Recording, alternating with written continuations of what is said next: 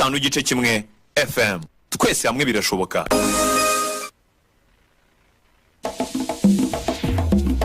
We got you updated. This is Radio Imanzi, news in English.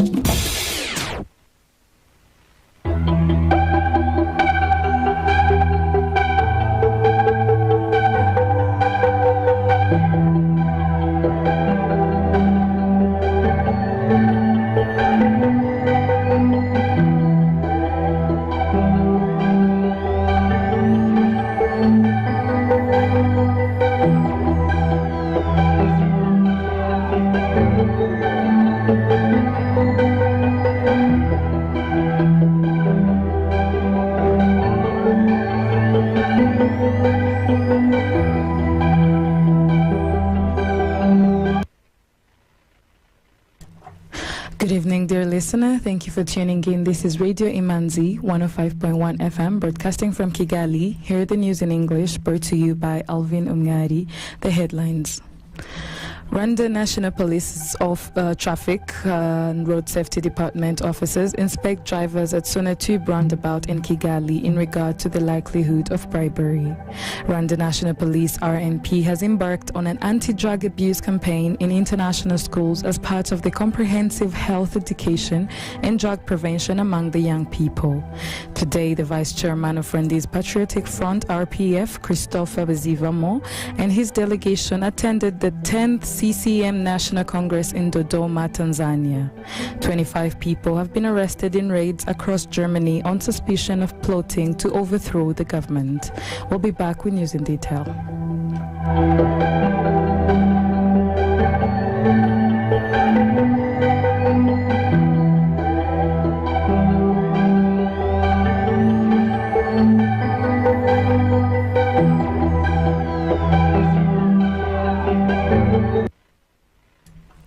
Thank you. Welcome back. Traffic police, local government institutions, and Rwanda Energy Group REG, a government institution that leads in regard to the likelihood of bribery, according to the 2022 Rwanda Bribery Index (RBI), released by Transparency International Rwanda on Wednesday, December 7th. The Rwandan Bribery Index is an annual publication by Transparency International Rwanda that aims at determining the current status of perceived corruption in Rwanda. Looking at the likelihood and prevalence of corruption in Rwanda, it identifies Rwandan institutions and organizations, particularly those vulnerable to corruption, assess the impact of corruption on service delivery in Rwanda, and gather concrete information on the size of bribes paid by Rwandan citizens while seeking to access a specific service.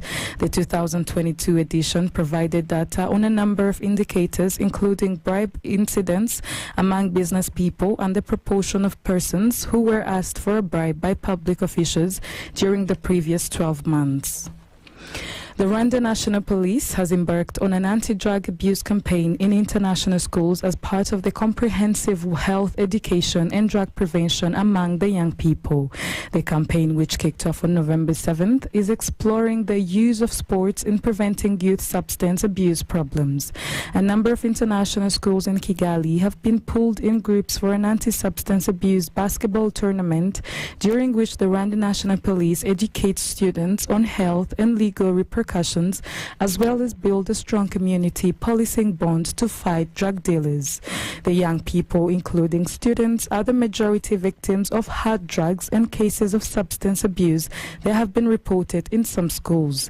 This campaign is meant to educate them on dangers of substance abuse, how they work with other young people and Rwanda National Police through information sharing on drug dealers, said Commissioner of Police CP Bruce Munyambo, the Commissioner for Community Policing at the Rwanda National Police. He added these are future leaders who lives and potential risk being destroyed by evil-minded people for selfish interest.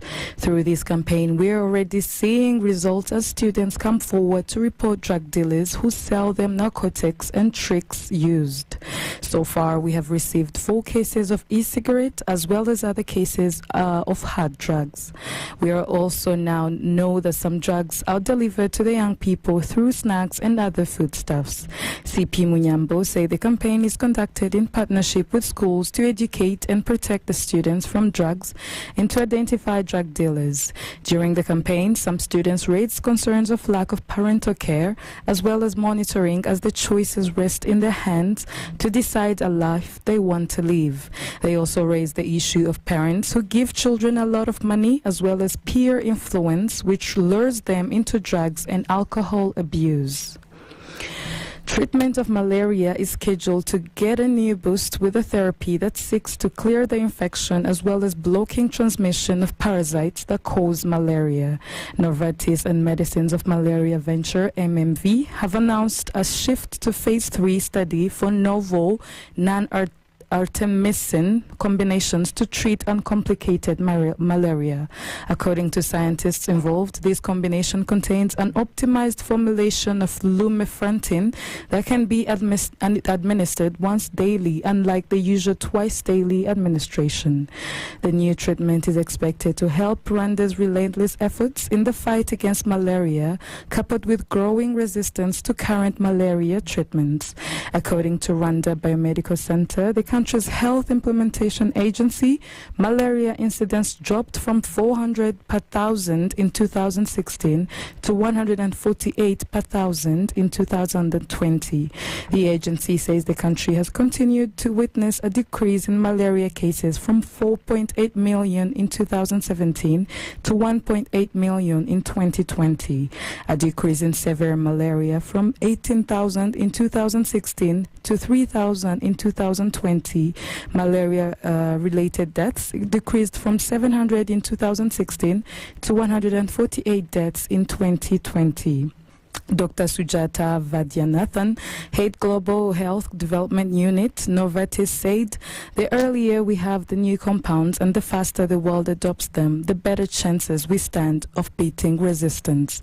Dr. Timothy Wells, the Chief Scientific Officer of MMV, says, we are increasingly seeing parasites with decreased sensitivity to artemisinin even in Africa. The Korea Exim Bank, jointly with Rwanda's Ministry of Finance and Economic Planning, the Ministry of Infrastructure and the Transport Development Agency, RTDA, have concluded an 8-day appraisal mission for the upgrading works of Kigali-Muhanga Road. The upgrading works are expected to start before the end of 2023 and will involve the rehabilitation of the 45-kilometer road from Nyabugogo to Muhanga, with dual carriageway of 12-kilometer, climbing lanes of 11.9 kilometers, and 2 bridges at Nyabugogo and Kayumbu rivers. The national carrier Rwandair has apologized to its customers for flight cancellations attributed to technical issues. The development comes in wake of complaints, especially on social media platforms, with some people citing flight cancellation for some days now. The airline was also blamed for late communications. One Batia Blankers, a Twitter user, wrote, Rwandair has become unreliable. I have 5 visitors coming in and out of Rwanda in the last 10 days for business, and all flights were delayed or cancelled, and we cannot rely on Rwandair anymore. In a statement released on December 7th, Rwandair said the recent disruptions were caused by technical issues affecting our aircraft. This has led us to making a number of flights cancellation and rescheduling a number of Rwandair services. We are reaching out to affected passengers to offer alternative flight options. Rwandair, which 2 months ago won 3 major accolades, including the best airline staff in Africa, the best cabin crew in Africa, and the best airline cabin cleanliness in Africa, has in recent years widened its flight network, launching its 29th destination to London Heathrow Airport just last month. Today, the Vice Chairman of Rwanda's Patriotic Front, RPF, Christopher Bazivamo, and his delegation attended the 10th CCM National Congress in Dodoma, Tanzania. Honorable Bazivamo delivered a message of solidarity from Rwanda Patriotic Front Chairman and President of Rwanda, Paul Kagame. United Republic of Tanzania, oye! CCM, oye! RPF, oye! Your Excellency, Dr. Samia Suluhu Hassan, President of the United Republic of Tanzania and Chairperson of Chama cha Mapinduzi, Your Excellency, Vice Chairman of Chama cha Mapinduzi, URT Mainland, Your Excellency, Vice Chairperson, Chama cha Mapinduzi Zanzibar, Your Excellency, President of Zanzibar, Honorable Secretary General of Chama cha Mapinduzi, Your Excellencies, all protocol observed, ladies and gentlemen, I wish to start my remarks by conveying warm greetings, congratulations, and message of solidarity from the Chairman of RPF and President of the Republic of Rwanda, His Excellency Paul Kagame, to Her Excellency Dr. Samia Suluhu Hassan, the Chairperson of CCM and President of the United Republic of Tanzania, and through her to the members of CCM and the people of the United Republic of Tanzania. Allow me, Your Excellency, to also express our gratitude for the invitation extended to RPF to attend the CCM 10th National Congress and for the warm hospitality extended to us since our arrival in this beautiful country.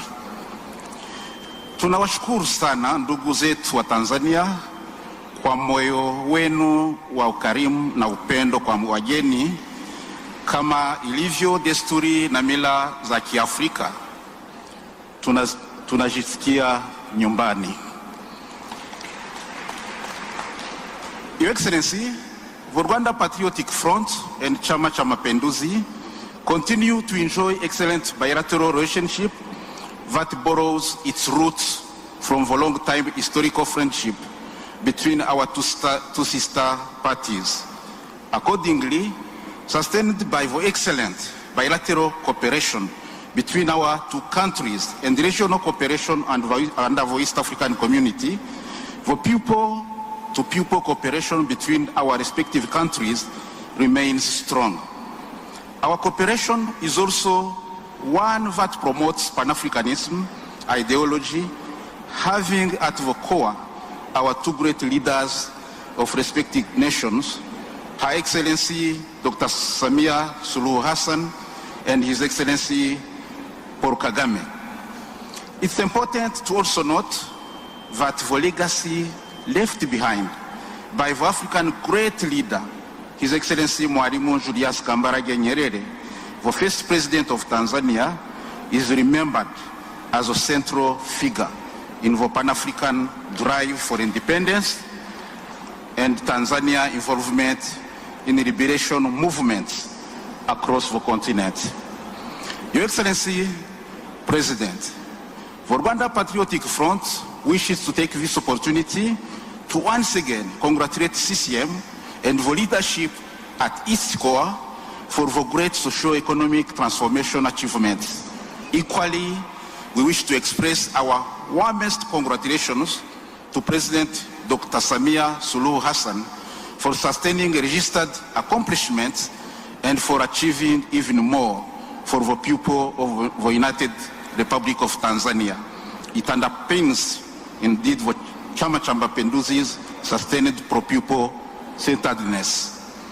I wish also to inform that in this move, the Republic of Rwanda has adopted Kiswahili as one of the official languages in the country.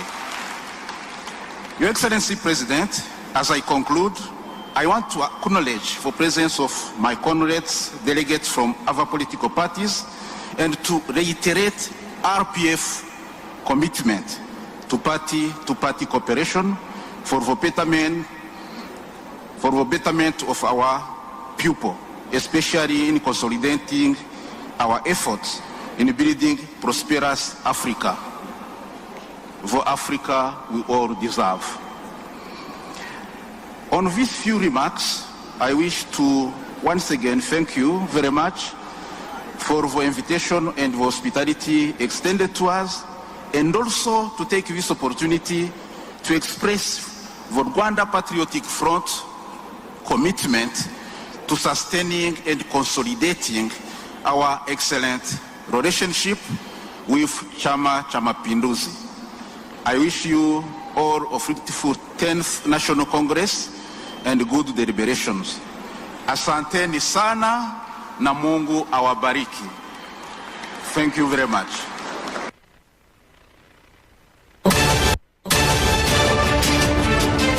Some items of international news on Radio Imanzi.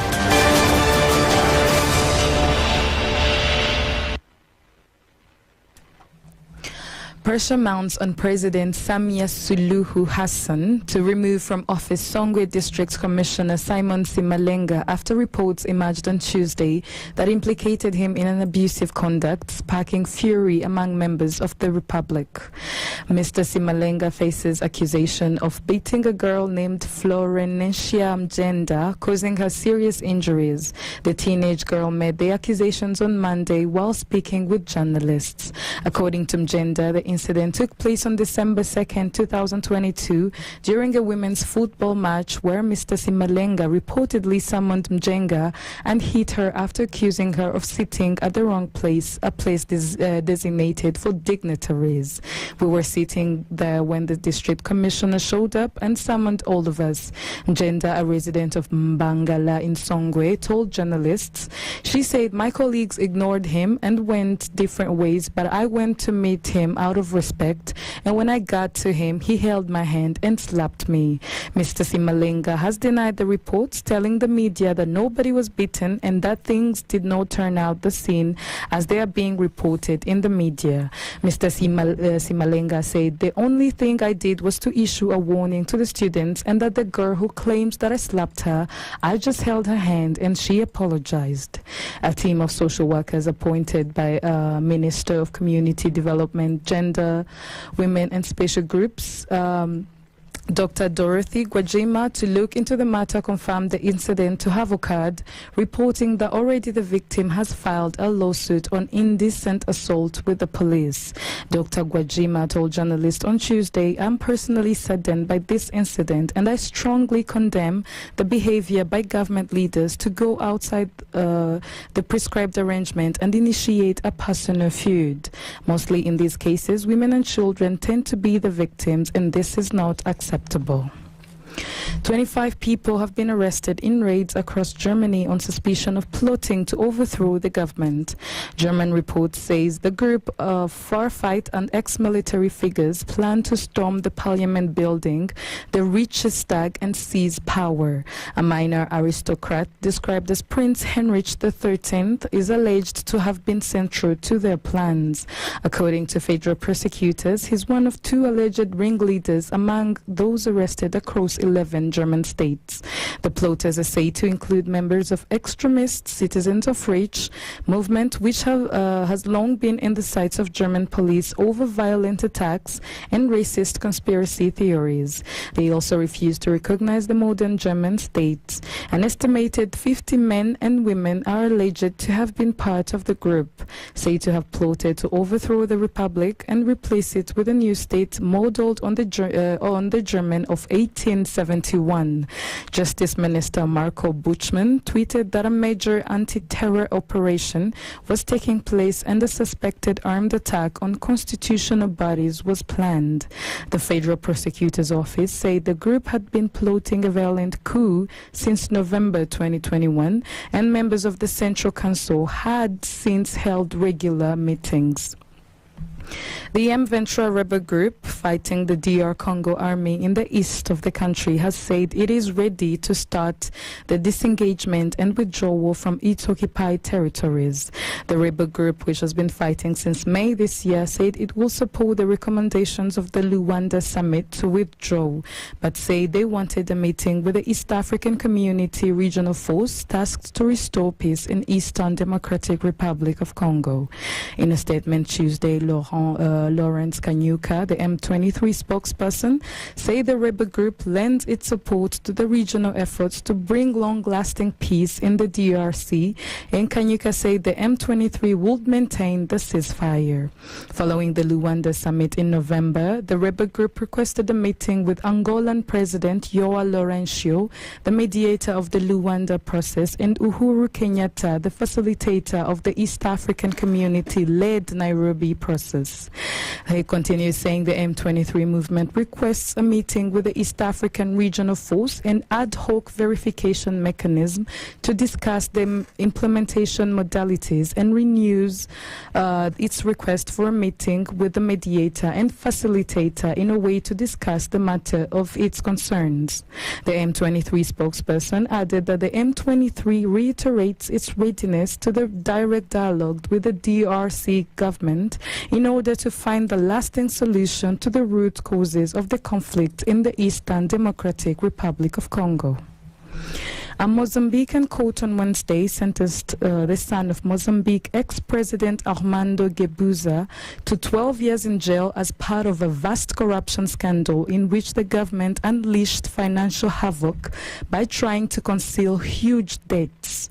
The crimes committed have brought consequences whose effects will last for generations, said Judge Efigenio Batista, who found Dambin Guebuza guilty of embezzlement, money laundering, and criminal association in a scandal that arose after state-owned companies in the impoverished country illicitly borrowed $2 billion between 2023 and 2014. Mozambique's biggest corruption scandal led donors, including the IMF, to cut funding for the country and the economy to collapse. This involved Ndambi Guebuza, the son of former President Armando Guebuza, and the others who faced charges of blackmail, embezzlement, and money laundering. Mozambique is suing Credit Suisse in London court, asking for some of the loans to be nullified and also seeking compensation. Credit Suisse has issued a counterclaim in the UK courts against Mozambique and has previously said the former employees acted without the company's knowledge. And that brings us to the end of today's program. Let us look at the headlines once more.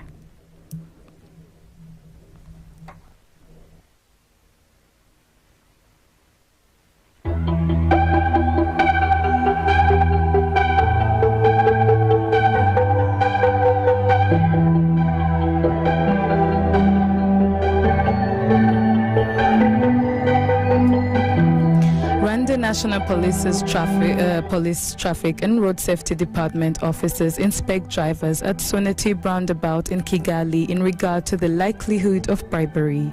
The Rwanda National Police has embarked on an anti-drug abuse campaign in international schools as part of the comprehensive health education and drug prevention among the young people. Today, the Vice Chairman of Rwanda's Patriotic Front, RPF, Christopher Bazivamo, and his delegation attended the 10th CCM National Congress in Dodoma, Tanzania.